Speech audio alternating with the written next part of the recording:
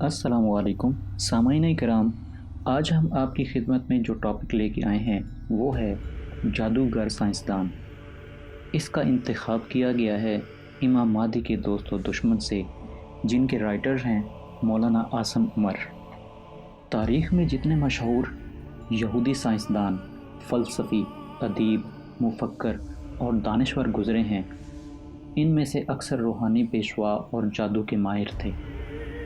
اس کو مسلمانوں کی سادگی ہی کہا جائے یا کچھ اور، کہ جب البرٹ آئنسٹائن، نیوٹن یا چارلس ڈارون اور لارڈ میکالے کا نام لیا جاتا ہے تو وہ اس سے صرف ایک سائنسدان، فلسفی اور مفکر مراد لیتے ہیں، حالانکہ یہ ان کی زندگی کا صرف ایک پہلو ہے، جبکہ ان کی اصل زندگی وہ ہے جو انہوں نے ایک جادوگر یا روحانی شخصیت کے طور پر گزاری۔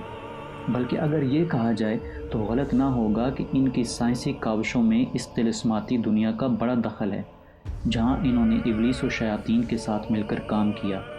راکن نے برمودا تکون اور دجال میں محمد عیسیٰ داؤد کے حوالے سے یہ بات لکھی تھی کہ البرٹ آئنسٹائن کی سائنسی تحقیقات میں دجال تعاون کرتا رہا ہے۔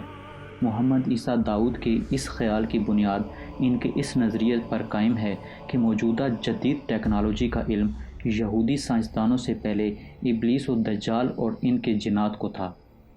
بندے کے پاس اس حوالے سے کوئی اور دلیل نہیں تھی، لیکن الحمدللہ اب اس کی ایک دلیل ملی ہے، جس کو شیخ الاسلام امام ابن تیمیہ رحمہ اللہ نے مجموع الفتاویٰ میں بیان کیا ہے۔ ابن تیمیہ رحمۃ اللہ علیہ اس بحث میں یہ بیان فرما رہے ہیں کہ شیطان کس طرح لوگوں کو دھوکہ دیتا ہے، شیخ اور مرید کو کس طرح دھوکے میں ڈالنے کی کوشش کرتا ہے۔ لوگ جب اللہ کے علاوہ کسی بندے کو حاجت روا ماننے لگتے ہیں تو شیطان اس کے سامنے اس بزرگ کی شکل میں آ جاتا ہے اور اس کی حاجت پوری کر دیتا ہے۔ اس طرح یہ آدمی سمجھتا ہے کہ میری حاجت واقعی میرے شیخ نے پوری کی ہے۔ اسی طرح جب کوئی مرید دور سے اپنے شیخ کو پکارتا ہے تو شیطان اس کی آواز کو شیخ تک پہنچا دیتا ہے۔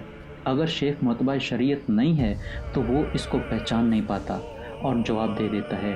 اس جواب کو شیطان اس مرید تک پہنچا دیتا ہے۔ اس طرح مرید دھوکے میں پڑ جاتا ہے اور سمجھ بیٹھتا ہے کہ میرے شیخ دور سے ہی میری حاجت روائی کر دیتے ہیں۔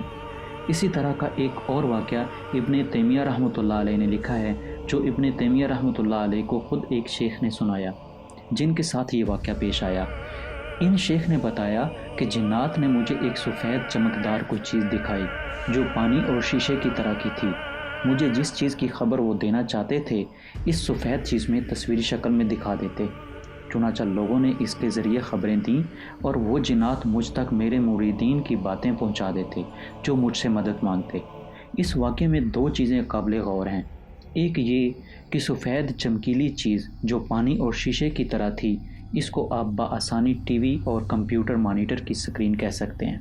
ٹی وی سکرین میں کرنٹ دیں، اس میں اگر کوئی سگنل نہ ہو تو یہ سفید چمکدار پانی اور شیشہ کی طرح ہی لگتی ہے۔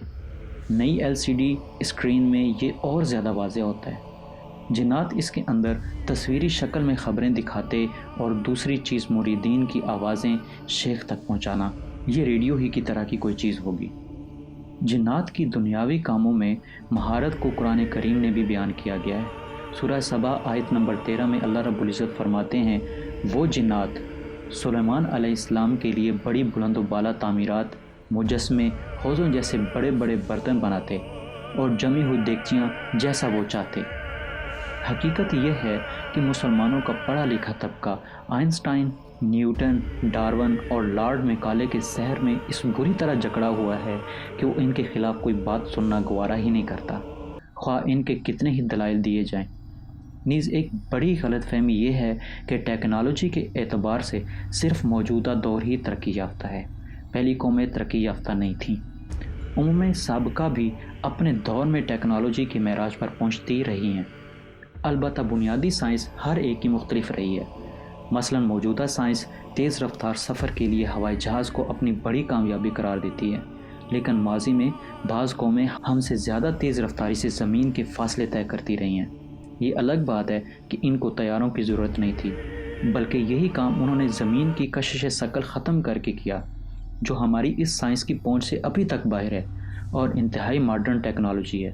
مصر کے فرعونہ بڑی بڑی چٹانیں بغیر کسی مشینری کے ہوا میں اٹھا لیتے تھے، جبکہ ہم اس کے لیے بڑی بڑی دیو ہیکل مشینری کے محتاج ہیں۔ لہٰذا یہ کوئی اتنی حیرت کی بات نہیں ہے کہ یہودی سائنسدانوں کو ان کی ایجادات میں جنات و شیاطین تعاون کرتے رہے ہوں، جبکہ یہ بات تاریخ سے ثابت ہے۔ Newton, David Ricardo, Karl Marx, Freud, Jung صرف سائنسدان نہیں بلکہ کٹر یہودی روحانی شخصیتیں تھیں جو قبالہ یہودیوں کا جادوئی علم کا بھی علم رکھتی تھیں۔ ان کے علاوہ Copernicus, Kepler, Galileo, Bacon, Descartes, Voltaire, Rousseau, Abbe Sieyes, Danton, Tolstoy, یہ تقریباً سب فری میسن اور قبالہ کے ماہر تھے۔